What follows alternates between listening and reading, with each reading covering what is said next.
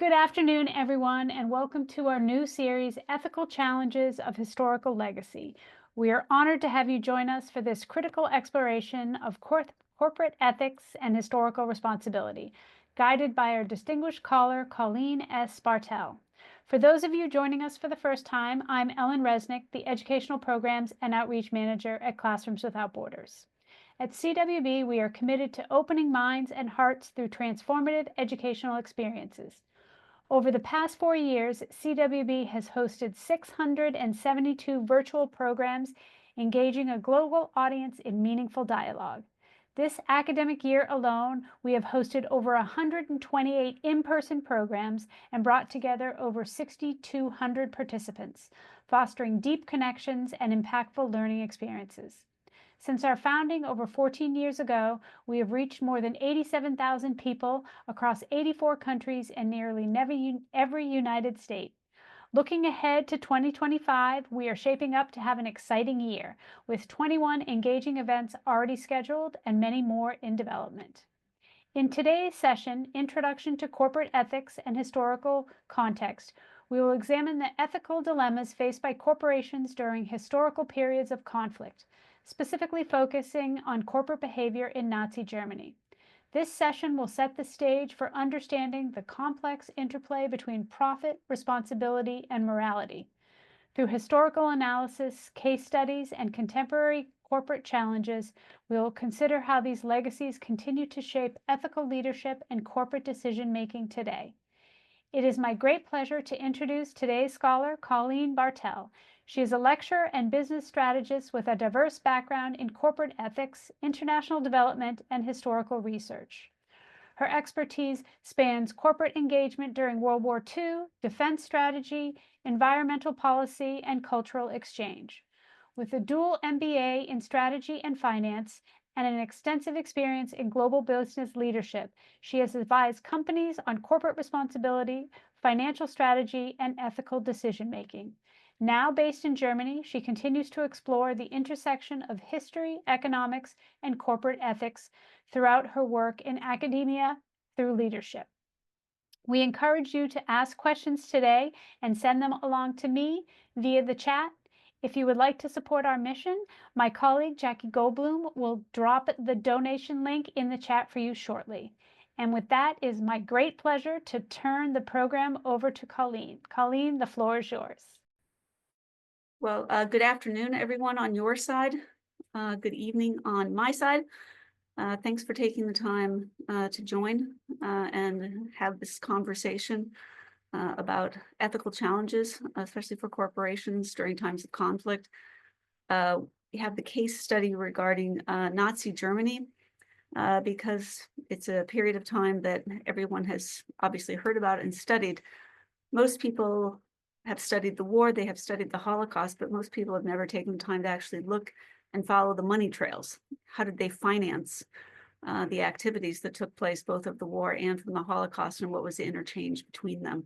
And what are the ethics surrounding those, both at that period of time and also going all the way until today. So that's really the topic. And I encourage your questions at the end. Let me share my screen really quickly.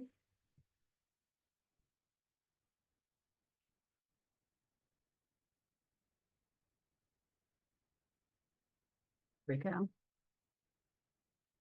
So the quick introduction, for those of you that don't have the other dates in front of you, I've done a complete overview of them for you here. Colleen, it's not full screen quite yet. I can see the menu up at the top. So, and here we go.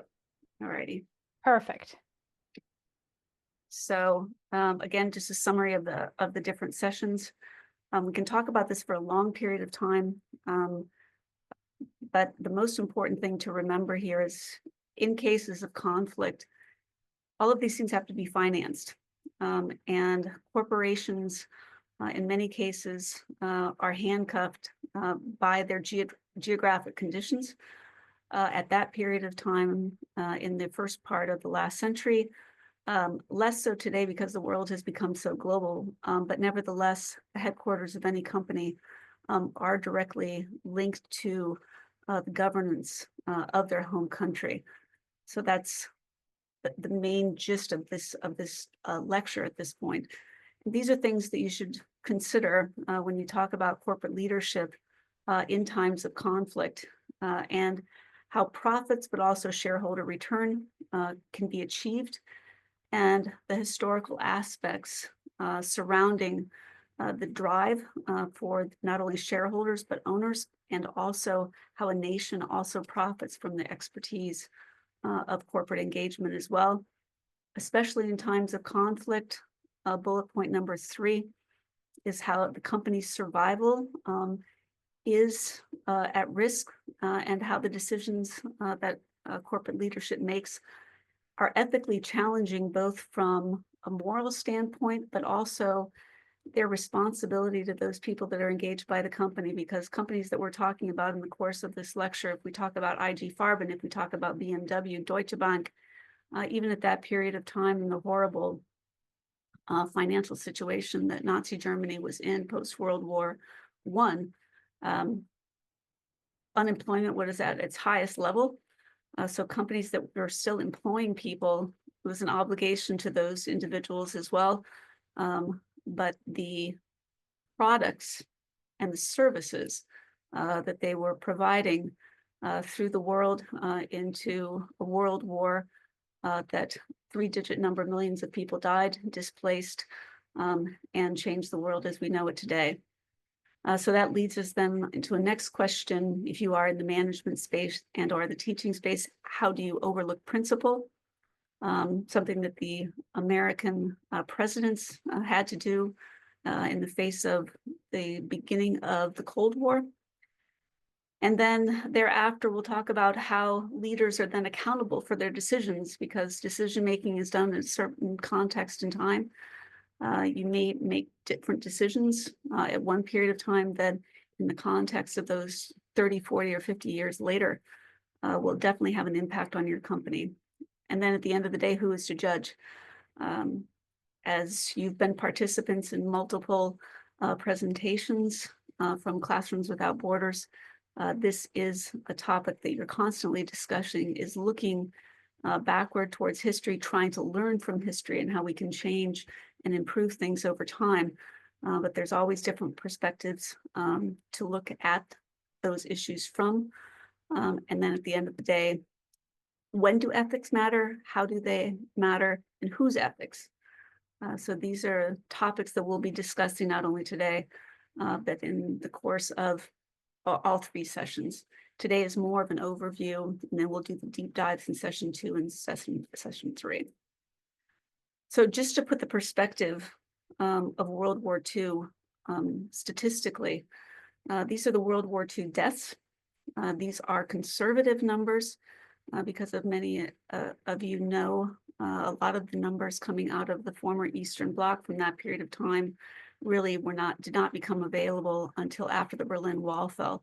These numbers are fairly conservative, but the numbers that here are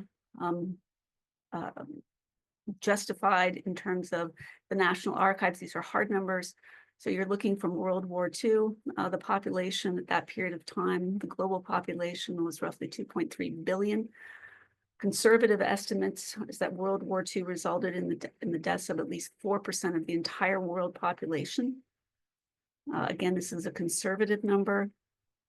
From Europe alone, we had anywhere from 65 up to 80 million refugees. And again, that is only from Europe, not considering the Asian Pacific theater. In Germany alone, refugees trying to get away from the approaching Russian armies were also leaving Eastern Europe, also Eastern Germany as well. So in places like Cologne, Dusseldorf, Hamburg, you were seeing an influx of roughly 40,000 people a week. And on top of that, talking about corporate responsibility in the stolen assets from World War II, we're not talking about small numbers. We're talking about roughly 200 billion in stolen assets. And that 200 billion number is in 1945 numbers. So if you were to put that at a net present value today, that is a very, very large number. Some of it's still unaccounted for in many cases. So again, another topic that we'll talk about. The Nuremberg trials, it's nothing that we can get around as well. Companies that were actually put on trial at the Nuremberg trials. You've all heard of Göring and Co. in the upper echelon of the Nazi Party being put on trial, but in addition to those trials, there were many subsequent trials, and there were 6 specific trials for industry. Most famous of those trials being for Krupp, also for Flick and Frick, and also obviously for IG Farben. Those were very frustrating and led to many challenges for Germany during the Cold War and thereafter, because many of those that were basically the engine, not only the financial engine, but the production engine for the Third Reich and World War II, not only served very short sentences, if any, but then all of their charges were dropped shortly thereafter.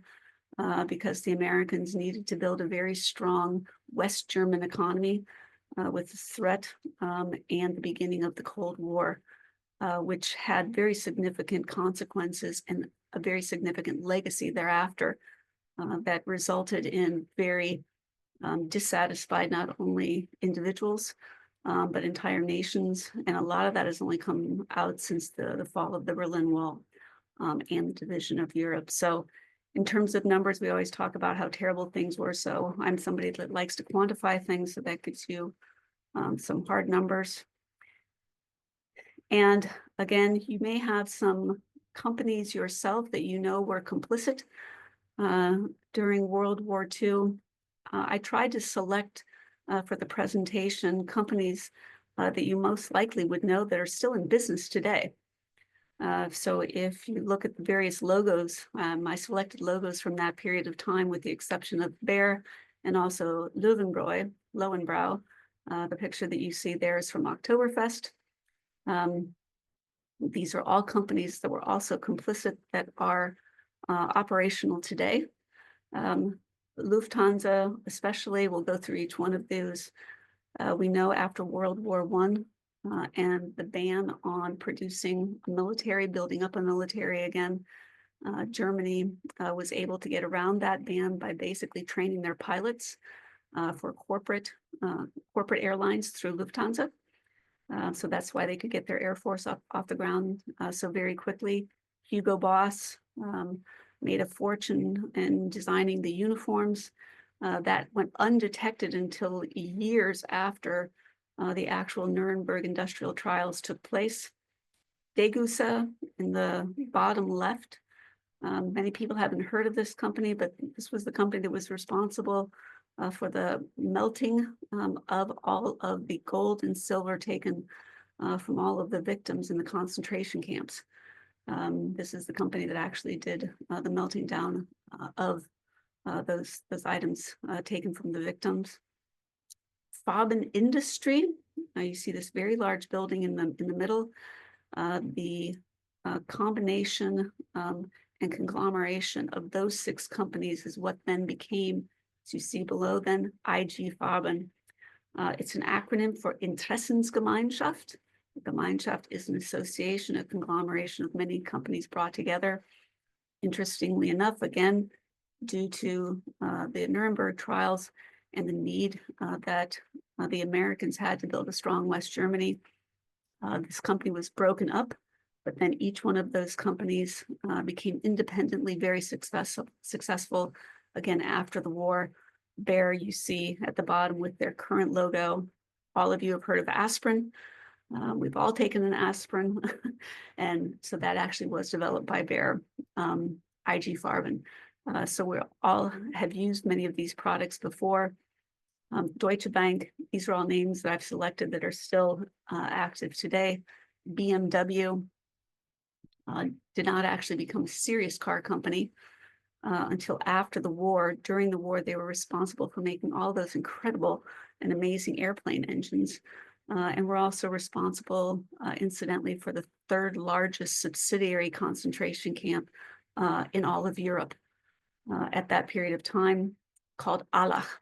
Allach was a subsidiary camp of Dachau, about 20 minutes from the memorial site today. If you do have a chance to visit, or you're on one of the great class courses that Classrooms Without Borders organizes, I'm sure that you'll visit Dachau at some point. The other picture up in the upper right-hand corner, this is also a very important picture because these companies did not necessarily just exist independently on their own. Germany then, as it is today, an export company. So most of the German companies already had international relationships going on with many, especially American companies, because you need international relationships. So the picture in the top, the Zeppelin factories, also producing part of the V2 rockets at that period of time and during the war, worked very closely with Goodyear Tire. And you see one of the holding areas for the blimps. The one that you see here has the Goodyear blimp on it. You've probably seen that at some period of time. And then to the right in the bottom, Deutsche Bahn. People often forget to mention Deutsche Bahn, the trains of Germany that did all the transportation for not only the weapons, but all of those, again, victims being moved all throughout Europe to the concentration camps. And many, in all of the pictures and logos that you see in front of you, they're all operational today. So how did these companies deal with that? How did they get into this situation? And what is their perspective today on discussing their involvement at that period of time? So that comes back to not only Maslow's hierarchy of needs. If you haven't heard of Maslow's hierarchy of needs, I took a very simple logo here, and without going into the mountains of explanations that you would normally get, Maslow's hierarchy of needs is pretty simple. It comes down to three basic ideas. And one is you basically need three pillars of survival in addition to the psychological and self-actualization. You basically need a roof over your head, something to eat, and a means of subsistence to survive as an individual. If one of those is missing, more likely than not, you are going to back either the person or the party that helps you get back on your feet to support not only yourself, but your family. And that is in the context here on an individual basis. What do companies provide within this hierarchy of Maslow's hierarchy of needs? Education, salary, taxes, employment, and also, working for companies that have a great reputation. The taxes from these, huge organizations are what make governments and countries run, and also very responsible for the education of their employees. So they're very critical.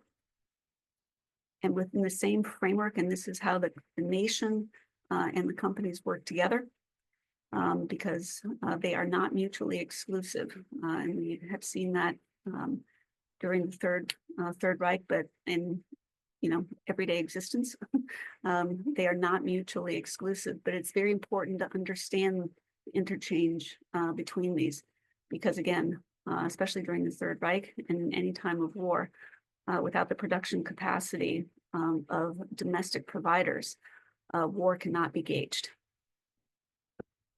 Dependency, we'll discuss that a little bit further, but just to get all of our points on one slide from these aspects to understand them in one space. You'll be getting the slides at a later point. Feel free to ask questions about these a little bit later as well. To qualify this a little bit more, the picture here sums up industrial engagement. Above, you see members of one of the industrial trials in the very famous courtroom at Nuremberg. Again, if you get the opportunity, the city of Nuremberg has kept this room in the exact same form that it was from that period of time. It's rather spooky to walk in there thinking about the great historical importance that this room had, but the industrial trials that took place here. Below that on this slide, you see, and this is very important, is the people above are responsible for the bags and bars that you see below. This is the actual tunnel at Merkers in Germany that the Monuments Men found. If you read the Monuments Men, the book, you'll become familiar with this mine, which they found, which housed bags on the left. The gold items, again, eyeglasses, tooth fillings, taken from the victims of the concentration camps. And to the right, also the gold bars taken not only from the German vaults, but also from the countries that they took over. And the people above, those were the leaders of the organizations that backed the Nazis, served as their due diligence, were responsible for the victims, countries that they took over, losing not only their livelihood, but also their homes, their countries, and in many places, the way that they were treated, also their dignity. So important to keep these two correlations together, because industry being directly responsible here for the ability to wage war. And the assets that we're talking about, again, to quantify, the numbers have ranged from anywhere from 250 million up to 2 billion actually stolen. The stolen numbers do not quantify, in some cases, art, real estate. So this is a very hard number that you will find quoted.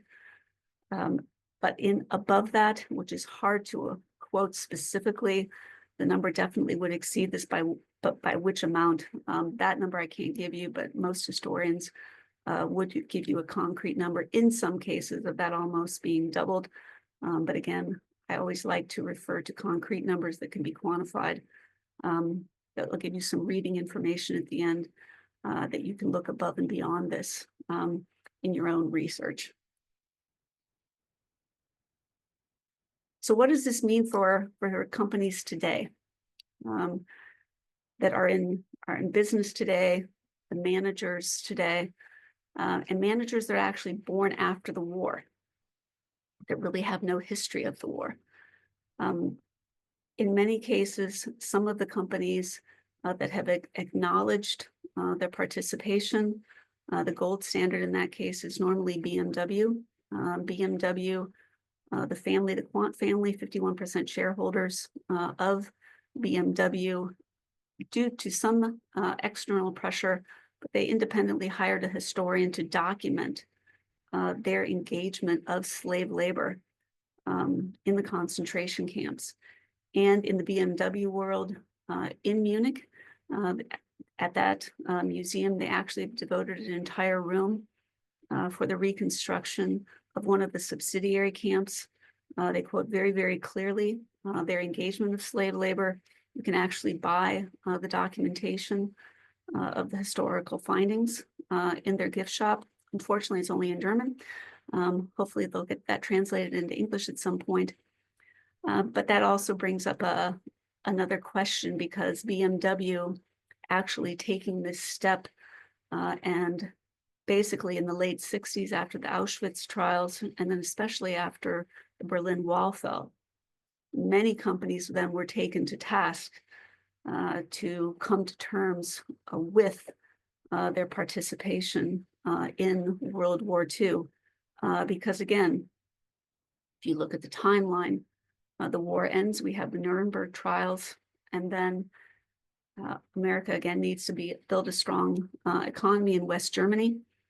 And so things go on as usual. We have the so-called Wirtschaftswunder, the economic miracle that takes place in Germany, primarily because of the economic infusion from the United States and the Marshall Plan.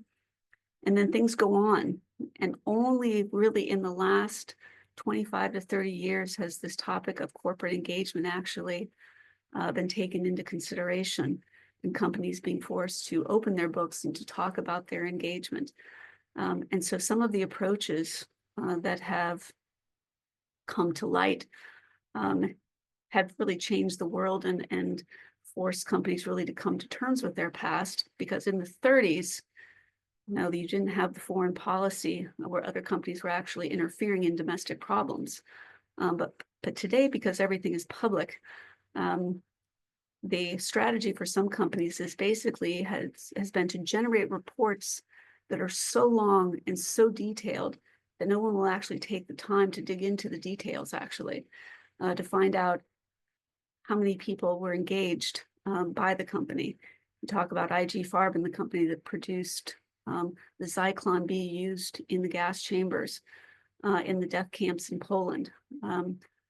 Look at the profit margin. You can actually find receipts now due to the great researchers of historians placing orders for Zyklon B. So it can't be covered up any longer that they were not complicit. But the economy needs these companies today. They employ many people. And so how they have come to terms with those, some of them have been very transparent. In the case of BMW, in the case of Hugo Boss, until they were actually taken to task and said, we know that there was participation, receipts were found, orders were found for uniforms. The production of the uniforms clearly was done in either ghettos and or concentration camps. Only then did they basically come clean, open their books and said, yes, we're complicit, but we had no choice, which in some cases is true. We had no choice. We were a domestic company in Germany and forced to participate. So at this period of time, and I mean that from today, corporate social responsibility, it is really a chance to come to terms with the past. And this is what we'll talk about in much more detail in session 2 and take concrete examples specifically from IG Farben and BMW and talk about those absolutely in detail. Because the argumentation that these companies made at the Nuremberg trial specifically about their backing of Hitler was you came out of World War I, tremendous economic problems, obviously, and then you have the market crash in the entire world. They were looking, as a company, does, is to make up lost revenues. And then World War II is a huge economic impetus for these companies to make up lost earnings. And then not only that, as Nazi Germany is marching through Europe and taking over country after country, corporate involvement is actually on a massive mergers and acquisitions track. They're taking over all of their competition in other countries, competition that maybe had different patents, different methods, different production, that they simply took over. And so companies like IG Farben, in the span of 10 years, they quadrupled the profit margin that they had because of the war. And then were also basically given carte blanche from the Nazi Party that guaranteed them not only market share, they had an automatic customer that accounted for almost 80% of guaranteed revenues, reduced taxes, and the cooperation with the Nazi Party, because the Nazi Party also needed corporate involvement because companies knew where the competition was before the war. And during the war, these were companies that actually were strategic opponents that the Nazis then could shut down much faster by simply working with their corporate partners for corporate takeover. What does corporate takeover mean in times of war? It means strategic shutdown, it means increased production, and it means increased assets, especially when it comes to natural resources. Because again, Germany then, like it is today, it's engineering rich, resource poor. So corporate involvement, very, very important, very, very significant in terms of expediting due diligence and also strategy for how a war effort can move ahead. Again, to summarize, because it's very, very important when you talk about corporate involvement, but also understanding the impetus for backing Hitler. Again, you've heard about this because you've been involved with Classrooms Without Borders. And this topic, obviously, this is not the first presentation, but again, as a review, Germany loses World War I. The Versailles Treaty basically strips Germany not only of all of its colonies in Africa, the countries that it has taken over as a result of World War I, they lose all of those. They are reduced to 100,000 men in the army. Corporate production is completely shut down. They have tremendous war reparations to repay. And those war reparations, incidentally, were not repaid from World War I until 2010. And so as a result of this horrible economic situation, Germany has a tremendous amount of debt to repay as a result of the war reparations. And because of those war reparations, and they're also limited in their production capacity. So this is not a very effective economic formula. Tremendous debt plus lack of production does not get a country back on its feet. And then you have in the entire world in 1929, the market crash. Germany plummets back to ground zero. So many industries and many corporations back Hitler because it's simply good business, right? Some of them are anti-Semitic without doubt, but some of them are also opportunistic. War is big business then, as it is today.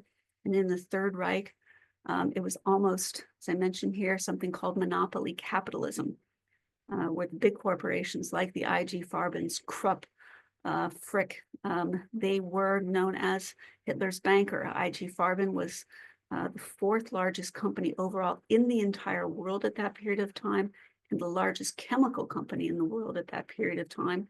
They're looking to make up lost revenues as a result of losing World War I. So backing Hitler was a way to do that, and then they could not get out. That does not in any way, shape, or form excuse the complicity and the responsibility that they should have come clean with. And that's what the Nuremberg trials, the Auschwitz trials attempted to do. But again, those changed very quickly. They did not persecute those that should have been not executed, but also brought before the courts. And then their convictions then were lifted so very, very quickly to build an economic wonder. And then it wasn't spoken about. So then in the beginning of the 70s, you may or may not have heard of something called the Baader Meinhof. So it's basically a group of students that didn't understand why Nazis that were not held accountable were in positions of power. They were justices. They were in very significant banks, and why they had not been taken to task. So they started posing these questions. They were seen as an internal terrorist organization, but they were the ones really asking the questions. How could these people, after persecuting Europe, after the concentration camps, the 6 million Jews that were murdered, how could these people not be taken to task? And then after the Berlin Wall falls, more and more of this information becomes available because many of the archives that were in the former Eastern Bloc that were held actually by the Russians, that information only becomes available after the Berlin Wall falls. So this issue is becoming the not hot issue, but one of the more researched issues right now as we're speaking, because it's never been discussed really about corporate involvement. And now it's being taken to task because all the big companies that you all know, and their names are not few, Siemens, BMW, Deutsche Bank, Commerzbank, big banking industries, production industries, involvement, they have to be taken to task and acknowledge what took place. So this gives you a very brief overview, but also a timeline and where we are today and why investigative journalism at that period of time and also today is incredibly important. Also the memorial sites, if you talk about Dachau, if you talk about Buchenwald, and also the extermination camps in Poland, their research is so very important because it was basically quiet for so long and inaccessible for so long that information actually now becoming available, and also taking current managers also to task, because some of them have never looked into the actual histories of their companies and realized the involvement. I had myself a case in point I'm also a licensed guide at the Dachau Concentration Camp Memorial. And I had the CEO of a major international German company. He happened to be the head of the American branch of this company. And I said, your company was complicit in the engagement of slave labor from the concentration camps. He had absolutely no idea. He asked me multiple times, are you sure about that? And I said, I'm 100% sure about that. And he was so surprised by this. He actually asked me after the tour to discuss the topic with them because he wanted to make sure that they included this information in their future schooling and further education for the company. And so these were young managers that didn't even know about this, and their companies have not really taken it to task. And one of the ways, if you're doing this type of research and you'd like to, figure out more of this information, the easiest things you can do is to go to a corporate website. You can look at the history of the company, and if those years during the war just happen to be missing, it might be a good clue that you might want to look a little bit deeper, and they have not yet documented their engagement. Many companies have, not to point the finger only at those that haven't, some have, they have come to terms with that. And so that is something that they are actively engaged in, and also actively engaged in the education of that. BMW, again, coming back to almost being the gold standard in terms of coming to terms. The BMW Foundation today actually does offer grants in various ways, shapes, and forms to actually support furthering education about the past and also from this period. But it is not the standard. It is growing in time. And like I said, especially right now, this interest in engagement of corporations is becoming more and more prevalent. One industry, though, that is lagging a little bit behind, I would say, is probably the banking industry. For some of the larger banks and private banks, especially many of them here in Munich, if you ask them to discuss that period of time, the answer that you most likely get in many cases is, we simply don't talk about that, we look forward. So with that, I'm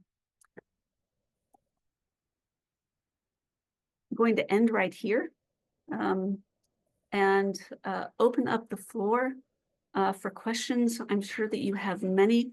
We wanted to have the presentation side to be about 40 minutes. We can go in many ways, shapes, and forms. I'm very interested in your questions, and I'm sure that we'll have an engaging exchange. And if you happen to have for the upcoming sessions, for sessions 2 and 3, companies that you would like to specifically speak about that aren't mentioned in the overview, please let me know. I tried to mention the companies that most people have heard of, but if you have something specific, I'm happy to look into that in between sessions. So thank you very much for your attention. Thanks for participating tonight. I look forward to an engaging exchange.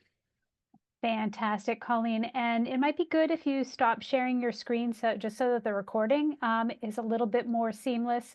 But I will get right into one of the first questions. One of the participants didn't catch the name of the company that was responsible for melting down the gold and the silver. Degussa. And how do you spell that? Degussa. And they're still in existence today? Today, they're still in existence. The melting was taken over by another company. Degussa is one of the largest providers of selling precious metals today. Wow. And their headquarters are still in Germany. And one of their main offices in Frankfurt, and one of their largest offices here in Munich. The next question that I have is kind of a personal opinion question for you. So looking at these historical case studies, do you think that modern corporations have learned from past ethical failures? And if so, why or why not?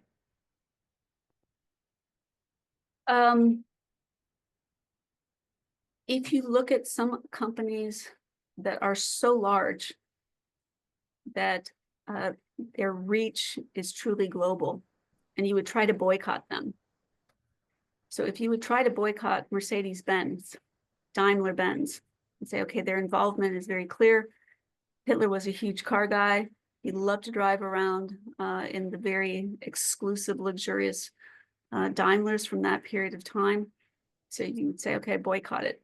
However, Mercedes and BMW and their subsidiary companies, they're also involved in tremendous technological advancement today. They make buses, they make trucks. They're also involved also in the weapons industry. They have so many subsidiaries, it's actually difficult to get around them, to be honest. And so it's a conversation I've had with different asset managers and portfolio managers in the asset industry.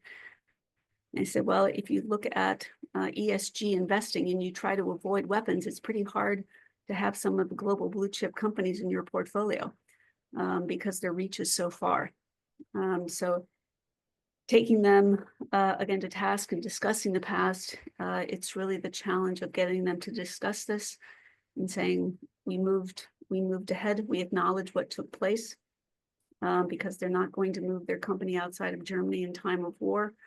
But then also discussing, which has not been discussed and I haven't touched, is also the cooperation that they had with American companies. Standard Oil in the United States basically said to IG Farben, we'll be happy to hold your patents during the war, and then when this thing is over, we'll give them back to you, just in case things go south. We don't want those to fall into the hands of the Russians. So do you want to hold Standard Oil then? Complicit in that, Goodyear Tire, Ford Motor Company as well. So the reach is very large. And so it's very, very difficult because today, again, thousands and thousands of jobs are created by these companies. But I believe that there should be some type of education about the past as well. If you look at current genocides that are taking place, if you look at Rwanda and the companies that actually made the machetes, they made machetes before the genocide in Rwanda, but then they were shipping those directly to Rwanda. They made tremendous profits as a result of that as well. Some companies' answers would be, well, if we don't provide it, at least we know where it's going to, but if we don't sell them, somebody else will. So then this goes really nicely into this next question. What lessons from this discussion can be applied to contemporary business practices and leadership decision-making? You mentioned the companies that made the machetes for Rwanda. Like, I mean, I'm sure there are correlations between, wartime industries today. Not only wartime industries, but one of the issues is talking about legacy and what are the outcomes.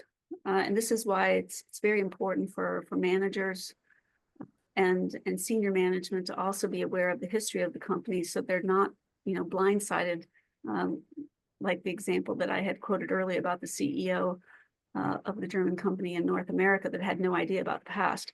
It's very important to know your company's history and also to be prepared because things will happen.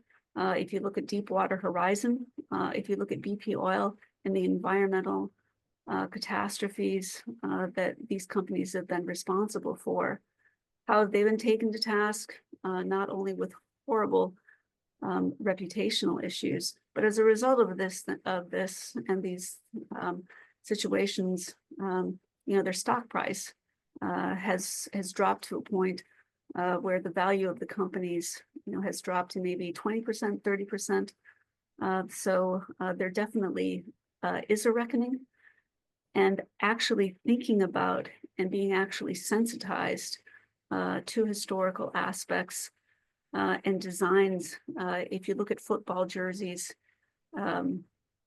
there's a famous example of Adidas at one point, the way that they actually designed one of the football jerseys, it looked still a little bit like the SS sign. And only after they had clients look at that, they actually make changes to that, because Their design team was not educated about the past. So it's important to know corporate history because history is not only about battles and governments, but as I've mentioned multiple times, is that war can't be waged without production. So it's very, very important. But then to follow that on, you may or may have not heard about Project Paperclip and Project Inkblot. These were the two secret projects where the UK and the United States were trying to get as quickly as they could all of the German scientists because Germany was so far ahead in different areas of pharmaceuticals, dyes. Also, they produced the first jet engine airplane.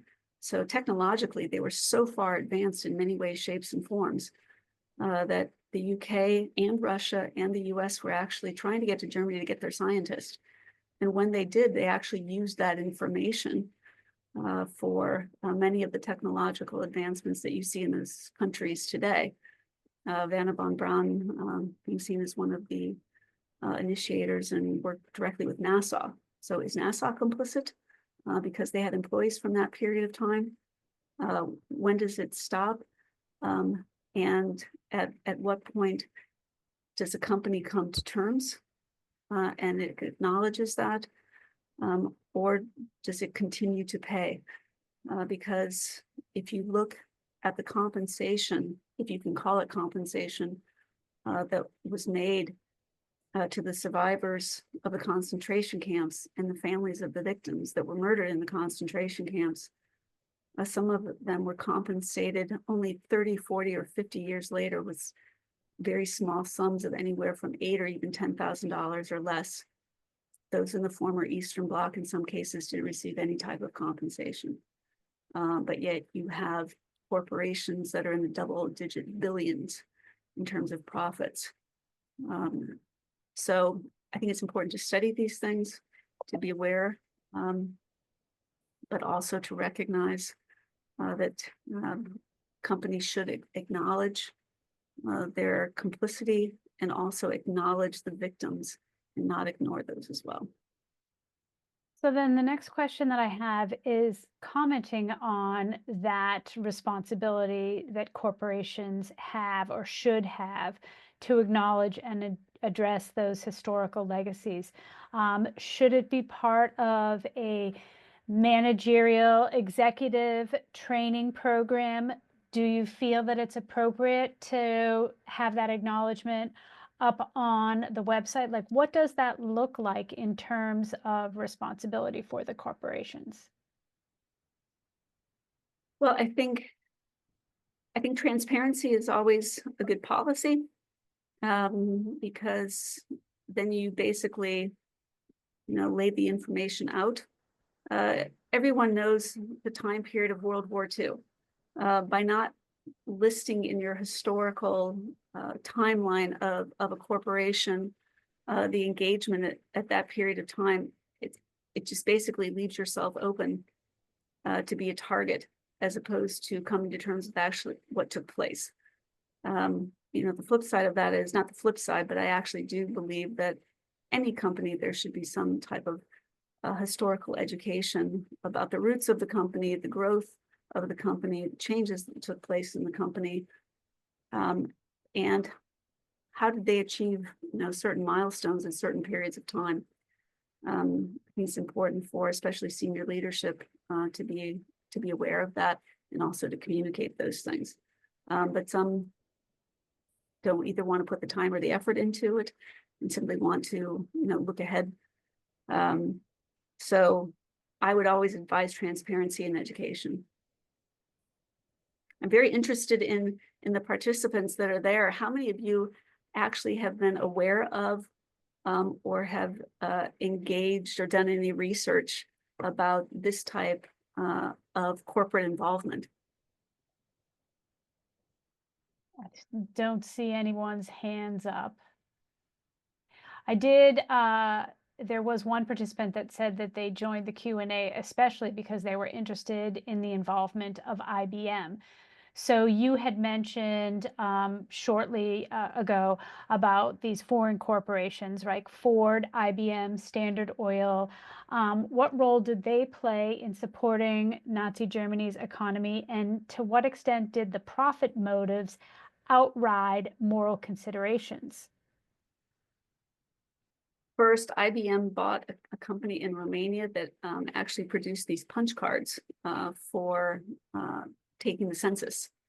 But then the punch cards themselves that IBM, the famous book, IBM and the Holocaust, it increased the productivity of how they were able to keep track, especially not only of the population, but also the prisoners in the concentration camps, because again, you have to remember 1933 to 1945, we don't have Excel yet, right?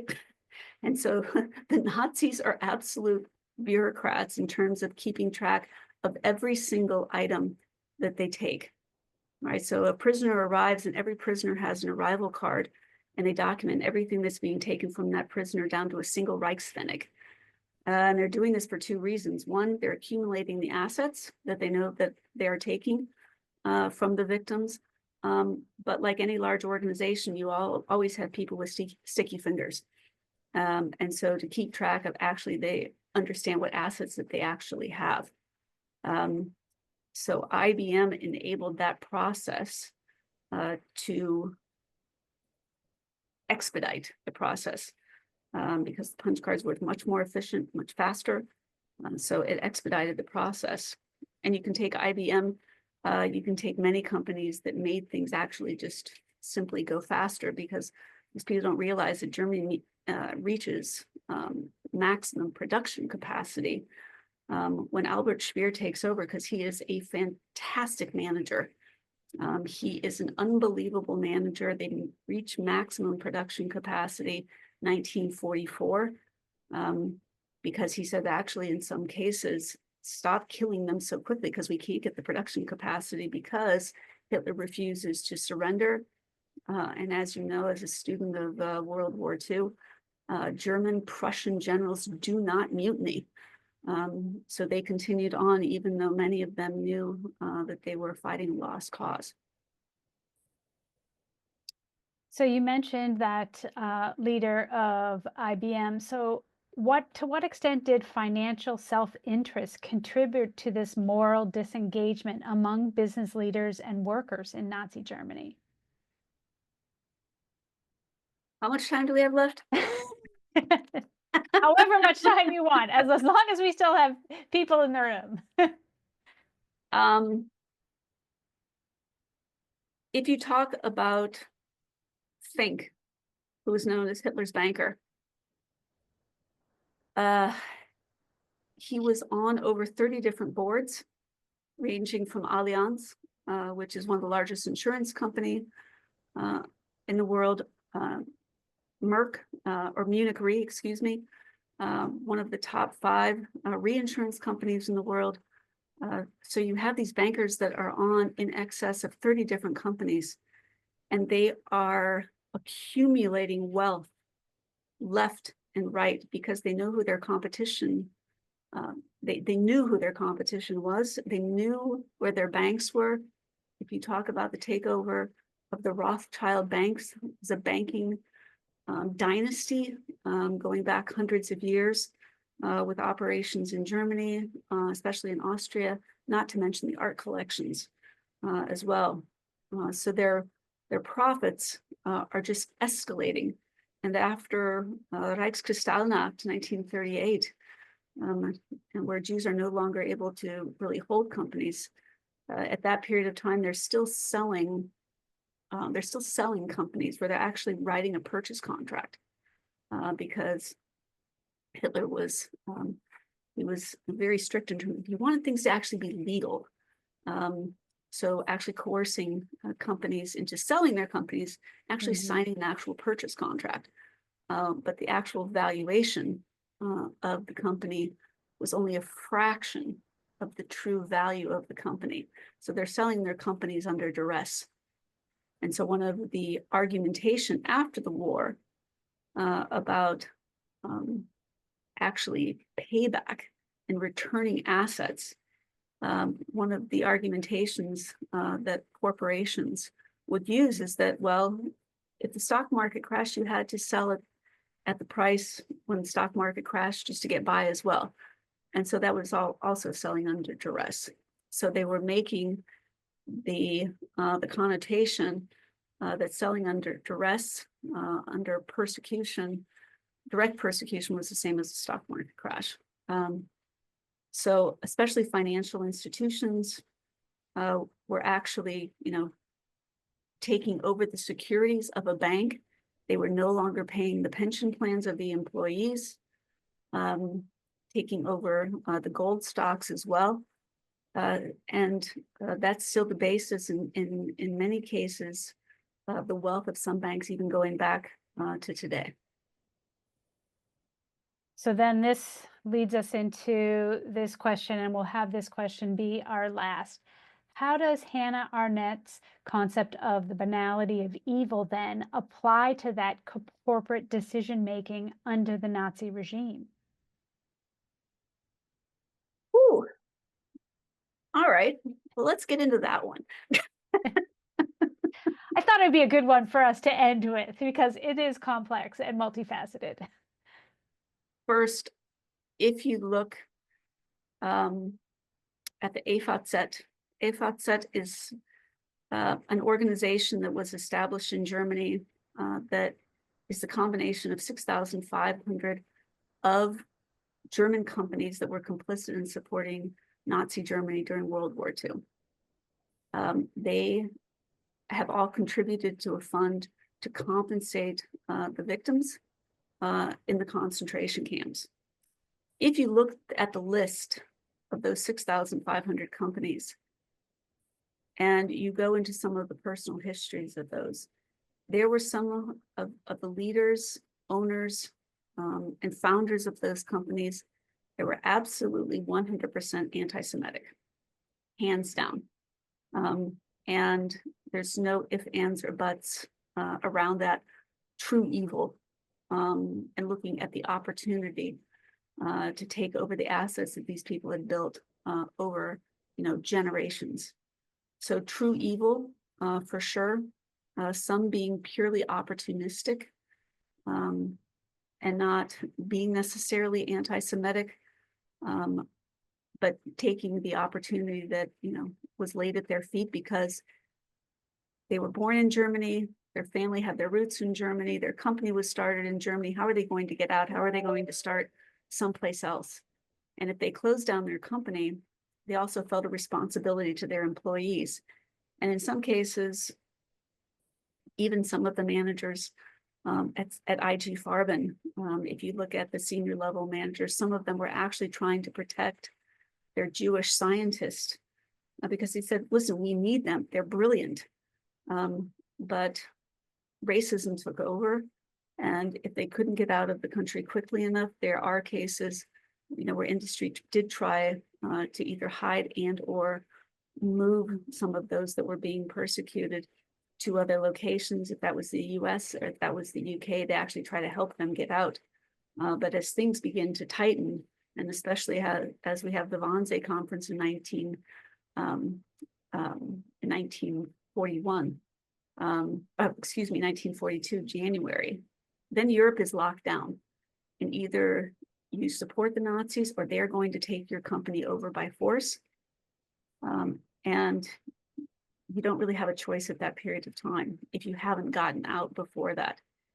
And as things over time, from 1940 to 42, as things get tighter and tighter, if you don't have assets outside the country, you can leave the country, but not with any assets that you own within Germany.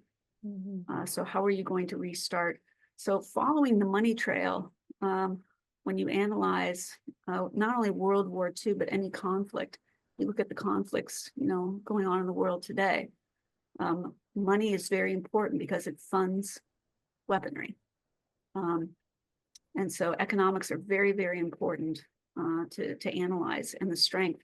And that's why Germany begins going east first, because again, they need the natural resources that they find in the former East, because you have agricultural commodities that are needed, and you also have the industrial commodities, especially like oil and coal, that are needed for the war machine.